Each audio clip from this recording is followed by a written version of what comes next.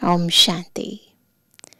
ईश्वरीय ज्ञान हमें देह और दुनिया से पार ले जाता है, जहाँ एक और दुनिया के लोग स्थूलता की ओर, दिखावे की ओर अपना मन, अपनी बुद्धि, अपना समय, अपनी शक्तियाँ व्यर्थ गंवा रहे हैं।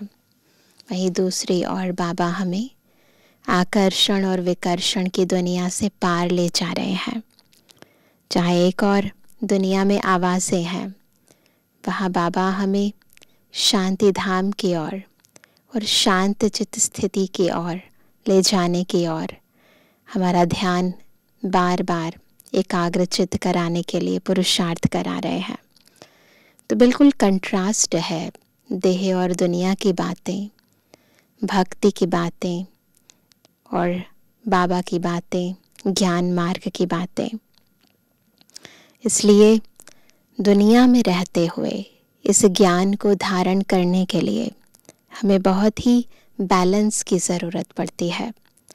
कैसे हम बैलेंस के द्वारा ब्लेसिंग प्राप्त करें, कैसे हम इस दुनिया की आवाज़ों में रहते हुए भी अपनी शांत चित्त स्थिति द्वारा स्वयं की और अन्य आत्माओं की सेवा करें। आज की मुरली हमें बहुत ही गहराई से बताती है। बहुत ही ध्यान से सुनेंगे, आत्मिक स्थिति में स्थित होकर बाबा के मधुर महावाक्य। आज है 15 मार्च 2025।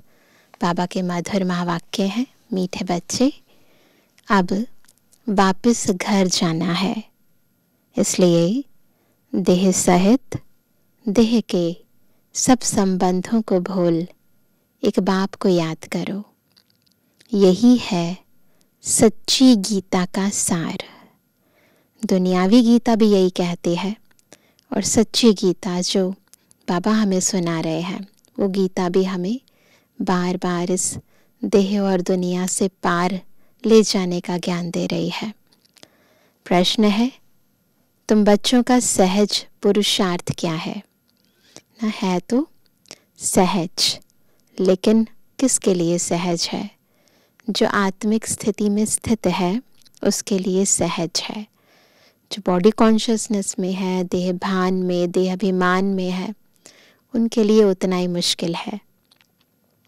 उत्तर है, बाप कहते हैं तुम बिल्कुल चुप रहो। आवाज़ में आना ही नहीं है, पुरुषार्थ है ही यही, चुप रहना है। चुप रहने से ही बाप का वर्षा ले लेंगे।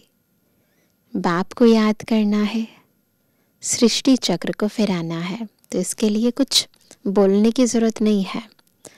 बस मन और बुद्धि से बाबा को याद करना है, मन और बुद्धि से सृष्टि चक्र फिराना है।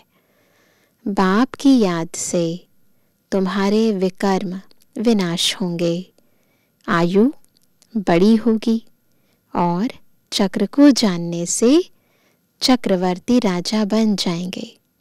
तो वर्तमान के लिए भी और पास्ट में किए गए विकर्मों को काटने के लिए भी और भविष्य के लिए ऊंच पद पाने के लिए भी बस दो ही काम करने हैं, बाबा को याद करना है और चक्र फिराना है। यही है सहज पुरुषार्थ। ओम शांति।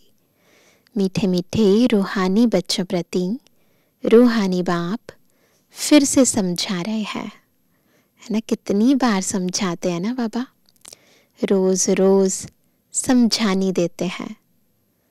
बच्चे तो समझते हैं, बरोबर हम गीता का ज्ञान पढ़ रहे हैं कल्प पहले मुआफिक, है ना। याद आता है कि कल्प पहले भी हमने ऐसे ही बाबा से मुरली सुनी थी, यही महावाक्य सुने थे, परंतु श्री कृष्ण नहीं पढ़ाते, परम पिता परमात्मा हमको पढ़ाते हैं। वही हमको फिर से राजयोग सिखा रहे हैं। तुम अभी डायरेक्ट भगवान से सुन रहे हो। भारतवासियों का सारा मदार गीता पर ही है। उस गीता में भी लिखा हुआ है कि रुद्र ज्ञान यज्ञ रचा। यह यज्ञ भी है तो पाठशाला भी है।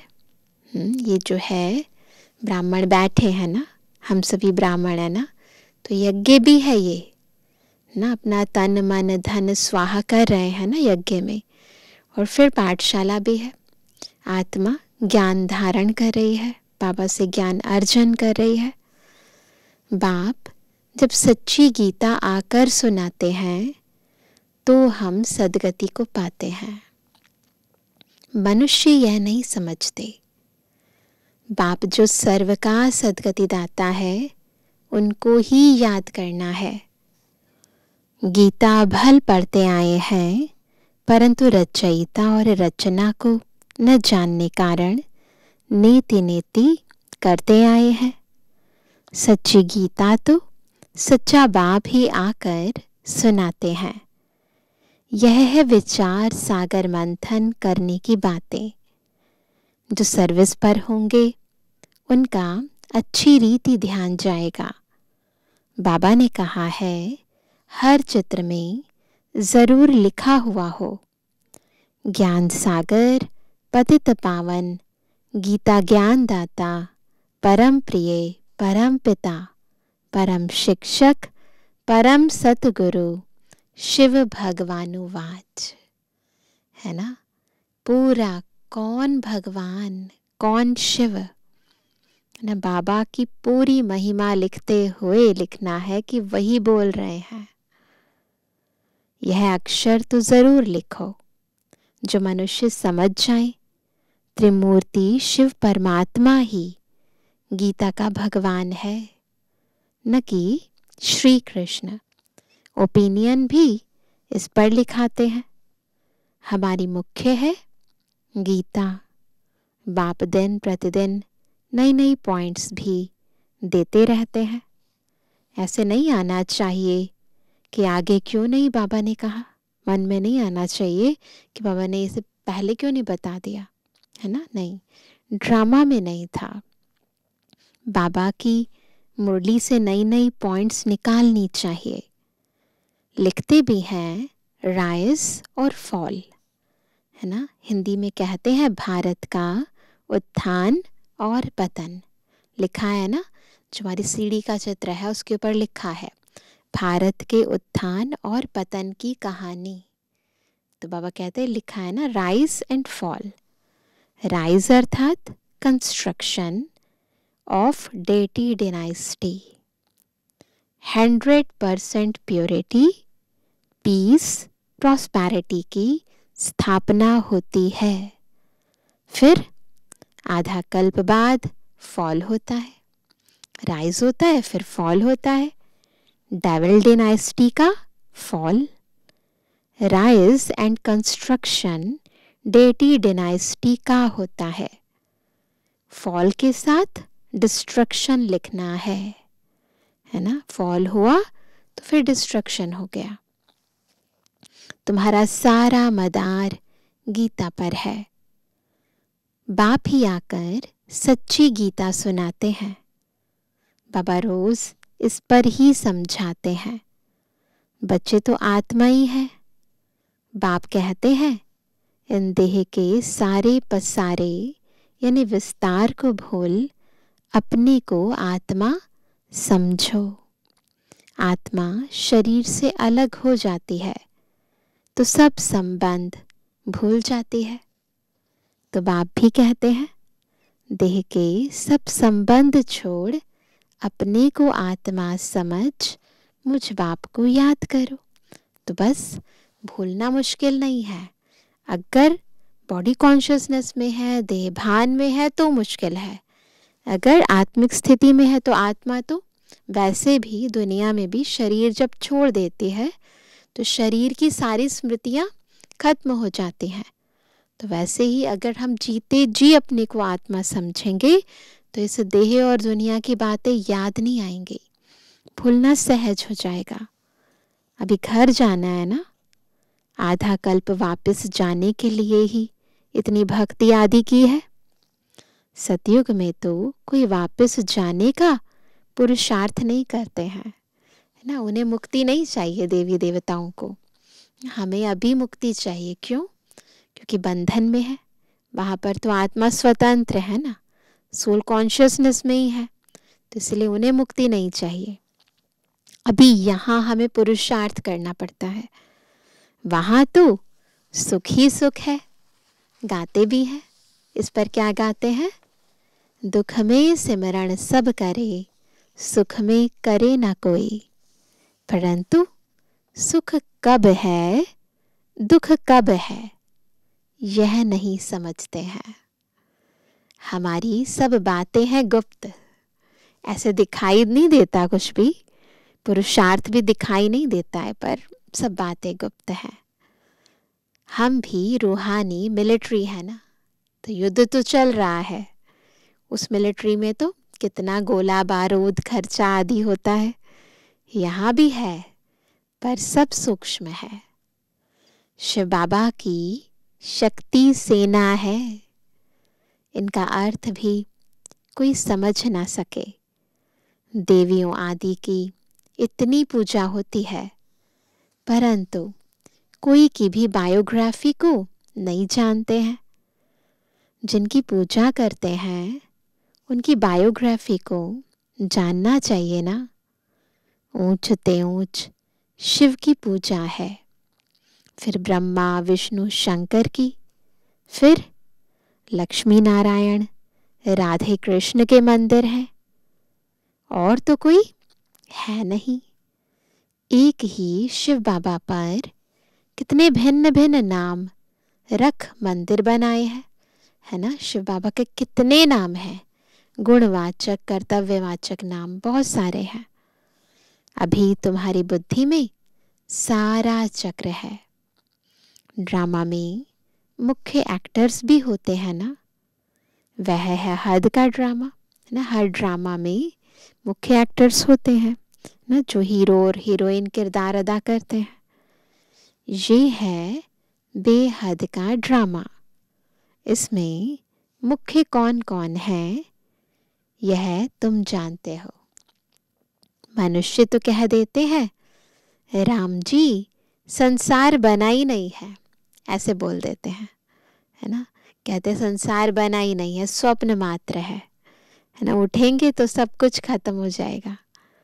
इस पर भी एक शास्त्र बनाया है, अर्थ कुछ भी नहीं समझते हैं। बाप ने तुम बच्चों को बहुत सहज पुरुषार्थ सिखाया है। सबसे सहज पुरुषार्थ है बिल्कुल क्या करो, तुम बिल्कुल चुप रहो, कुछ नहीं बोलो। बिल्कुल अपनी आत्मिक स्थिति में, आत्मिक स्मृति में, आत्मिक स्वरूप में। क्या है? शांत स्वरूप। चुप रहने से ही बाप का वर्षा ले लेंगे। बाप को याद करना है, सृष्टि चक्र को याद करना है। बाप की याद से तुम्हारे विकर्म विनाश होंगे, तुम निरोगी बनेंगे, आयु बड़ी होगी। चक्र को जानने से चक्रवर्ती राजा बनेंगे। अभी हो नर्क के मालिक, फिर स्वर्ग के मालिक बनेंगे। स्वर्ग के मालिक तो सब बनते हैं, फिर उसमें है पद।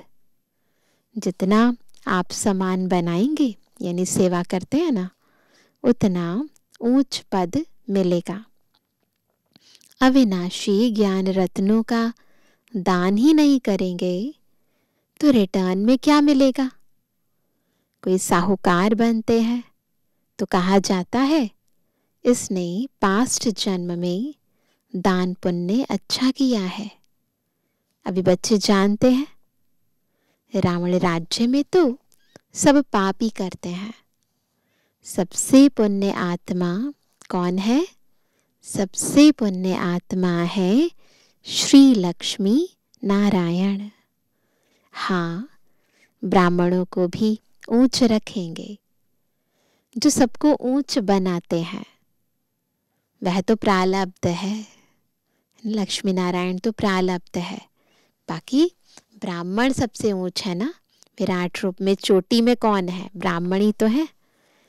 यह ब्रह्मा मुख वंशावली ब्राह्मण कुल भूषण श्रीमत पर यह श्रेष्ठ कर्तव्य करते हैं। ब्रह्मा का नाम है मुख्य। त्रिमूर्ति ब्रह्मा कहते हैं ना।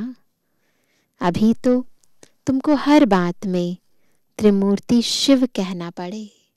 दुनिया वाले त्रिमूर्ति ब्रह्मा कहते हैं, लेकिन अभी हम जानते हैं त्रिमूर्ति यानी कौन सी हैं वो 3 मूर्तियां? ब्रह्मा विष्णु शंकर।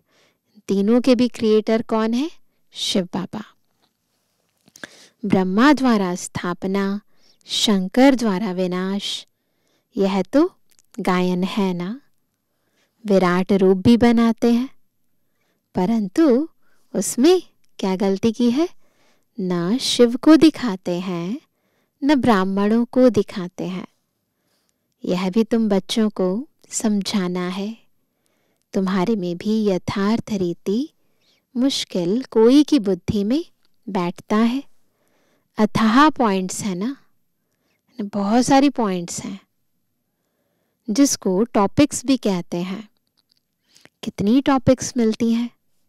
सच्ची गीता भगवान के द्वारा सुनने से मनुष्य से देवता, विश्व के मालिक बन जाते हैं। टॉपिक कितनी अच्छी है, परंतु समझाने का भी अक्ल चाहिए ना। टॉपिक्स तो बहुत अच्छी हैं, लेकिन कैसे समझाना है वो तरीका भी आना चाहिए।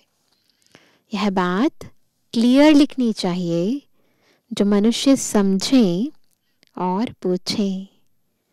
कितना सहज है। एक एक ज्ञान की पॉइंट्स, बाबा की एक एक ज्ञान की पॉइंट्स लाखों करोड़ों रुपयों की है। कितनी कीमती है, अमूल्य है ना ये रतन बाबा के, कोई मोल नहीं है। एक एक रतन जब आत्मा धारण करती है तो मनुष्य से देवता बन जाती है न। कितनी वैल्यू है एक एक रत्न की। बाबा कहते जिससे तुम क्या से क्या बनते हो, तुम्हारे कदम कदम में पदम है। इसलिए देवताओं को भी पदम का फूल दिखाते हैं, वो निशानी दिखाते हैं। हमारे कदम कदम में पदम है तो क्या दिखाते हैं? लक्ष्मी जी के पैरों में कमल का फूल दिखाते हैं, तो चरण कमल कह देते हैं ना, हस्त कमल कह देते हैं। बाबा कहते तुम्हारे तो कदम कदम में पद्मों की कमाई है। तुम ब्रह्मा मुख वंशावली ब्राह्मणों का नाम ही गुम कर दिया है। वह ब्राह्मण लोग कच्छ में कुरम गीता लेते हैं। जो दुनिया में दिखाते हैं ना ब्राह्मण लोग, वो कच्छ में क्या डालते हैं? गीता लेकर चलते हैं, है ना। अभी तुम हो सच्चे ब्राह्मण, तो उनकी तो कच्छ में, हमारी तो बुद्धि में है ना। तुम्हारे कच्छ यानी बुद्धि में है सत्यम। वो तो दुनिया की पुरानी जो भक्ति मार्ग के अंदर बनी हुई गीता है वही सुनाते हैं और वही उनके कच्छ में होती है।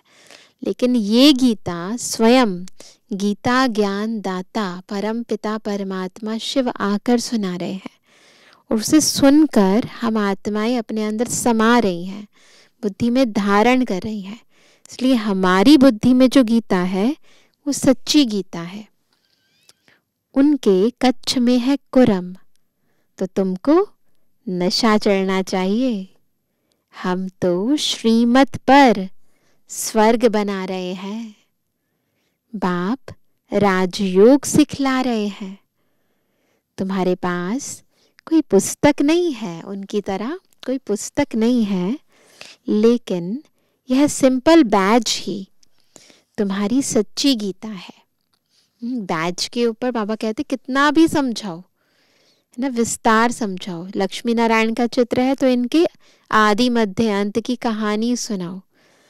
कितना सहज है। त्रिमूर्ति है, ब्रह्मा विष्णु शंकर के कर्तव्य के बारे में सुनाओ।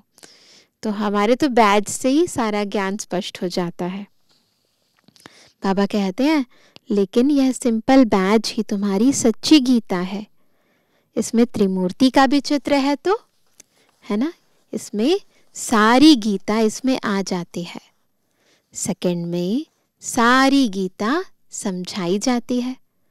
इस बैच द्वारा तुम सेकंड में किसको भी समझा सकते हो। यह तुम्हारा बाप है, त्रिमूर्ति का चित्र ना, फिर उसके ऊपर शिव बाबा है। इनको याद करने से तुम्हारे पाप विनाश होंगे। ट्रेन में जाते चलते फिरते कोई भी मिले, तुम उनको अच्छी रीति समझाओ। कृष्णपुरी में तो सब जाना चाहते हैं ना, तो सिखाता है बाबा बार बार कि कैसे किसको समझाना है। ये भी तरीका है ना, ऐसे पूछ सकते हैं आपको कृष्णपुरी में जाना है, तो बाबा कहते हैं कृष्णपुरी में तो सब जाना चाहते हैं ना। इस पढ़ाई से यह बन सकते हैं। पढ़ाई से राजाई स्थापन होती है, और धर्म स्थापक कोई राजाई नहीं स्थापन करते। तुम जानते हो हम राजयोग सीखते हैं भविष्य 21 जन्म के लिए। कितनी अच्छी पढ़ाई है। सिर्फ रोज 1 घंटा पढ़ो, बस। वह पढ़ाई तो 4-5 घंटे के लिए होती है। स्कूल जाते हैं 4-5 घंटे की पढ़ाई तो पढ़ते हैं ना, यहाँ पर तो 1 घंटा भी मुश्किल है ना, पौने घंटे के अंदर ही खत्म हो जाती है मुरली। तो बाबा कहते हैं यह 1 घंटा भी बस है। सुबह सवेरे का टाइम ऐसा है जो सबको फ्री है। बाकी कोई बांधेले आदि हैं, सवेरे नहीं आ सकते हैं, तो और टाइम रखे हैं।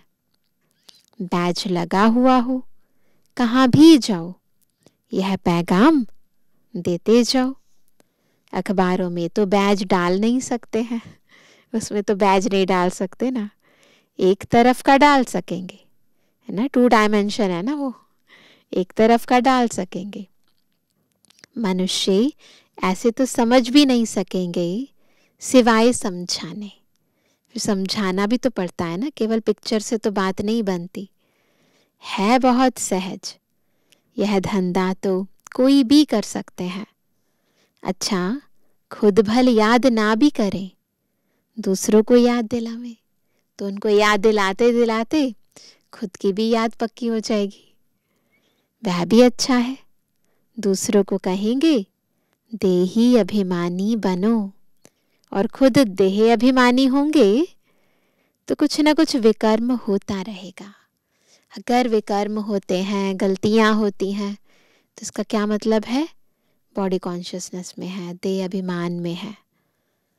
पहले पहले तूफान आते हैं मनसा में, फिर कर्मणा में आते हैं। तो गलतियां कैसे होती हैं?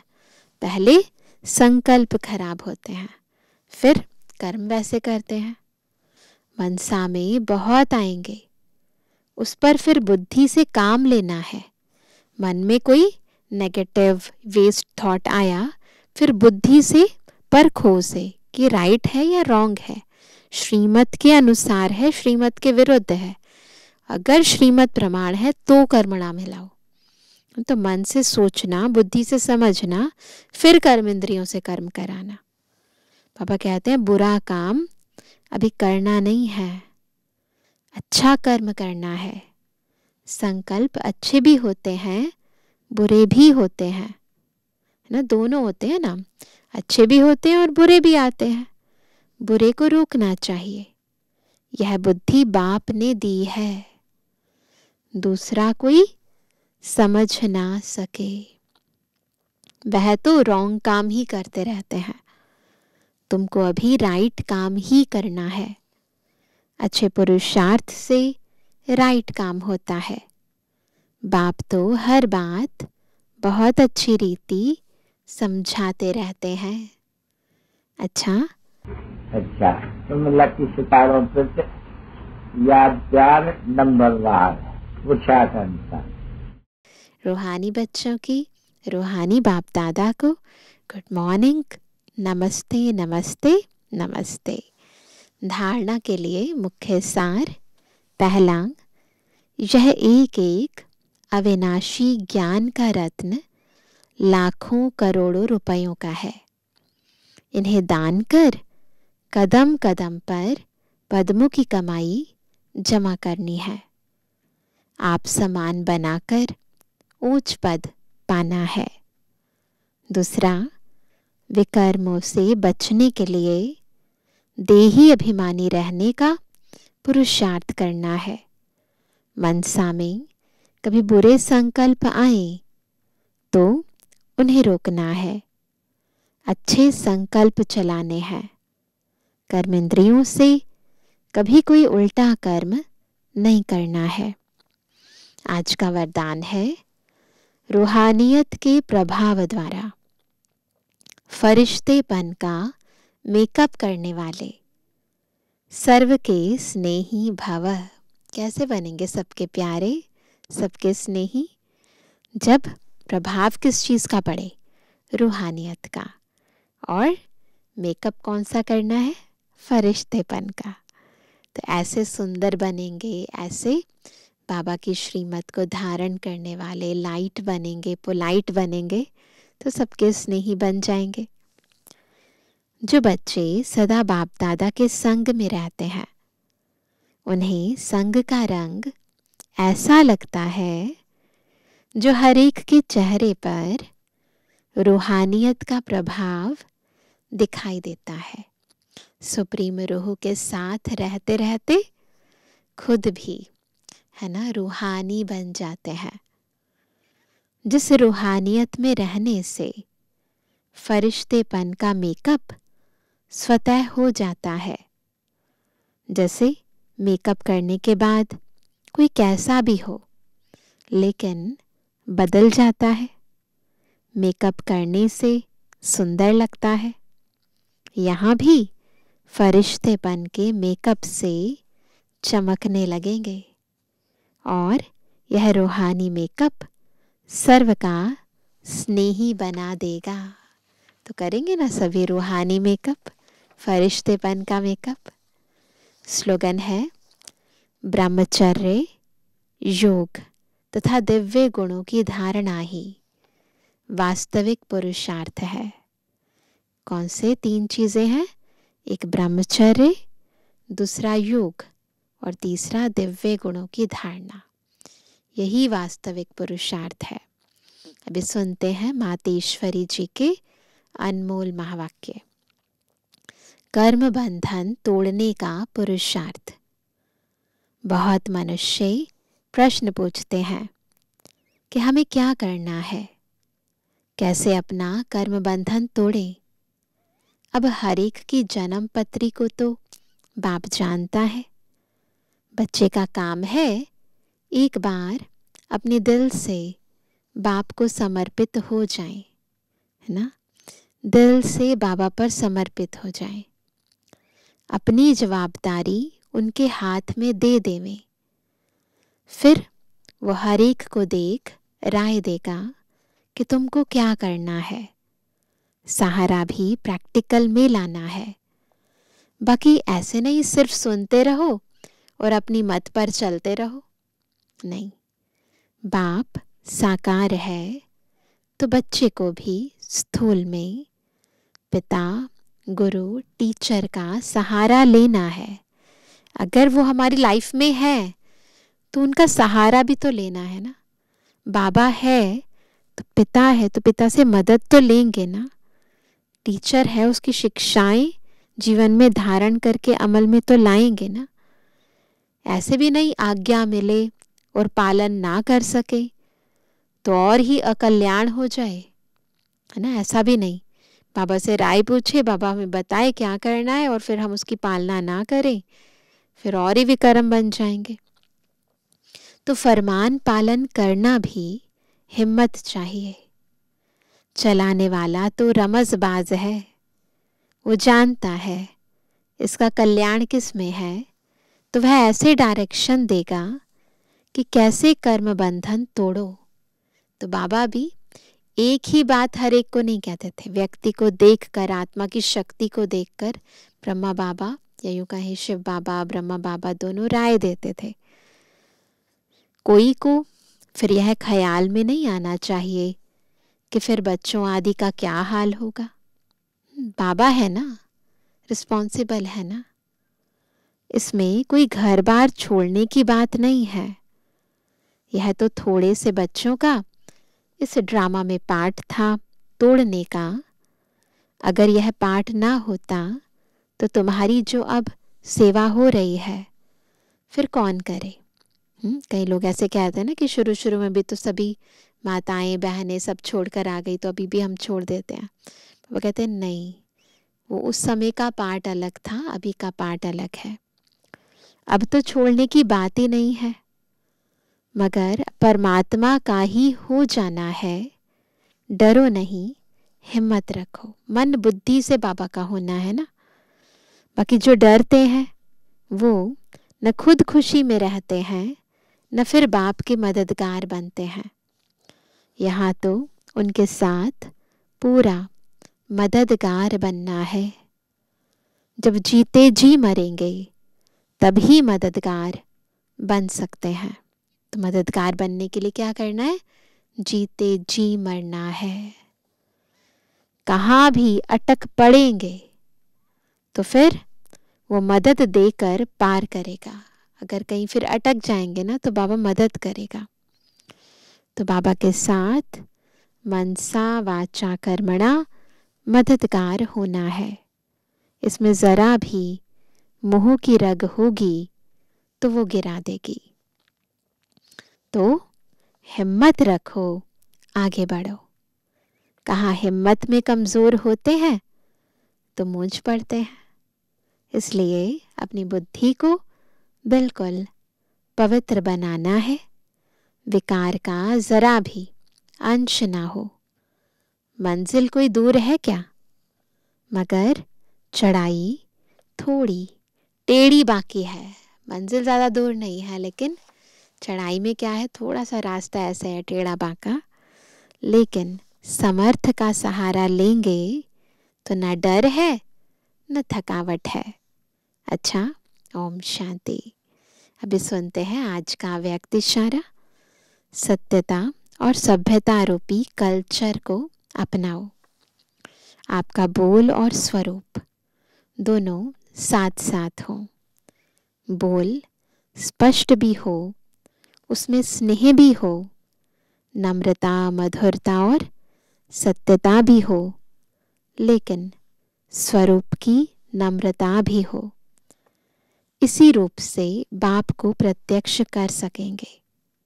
निर्भय हो, लेकिन बोल मर्यादा के अंदर हो। फिर आपके शब्द कड़े नहीं, मीठे लगेंगे। तो ये बैलेंस बहुत ज़रूरी है, सत्यता का और सभ्यता का। अच्छा, ओम शांति।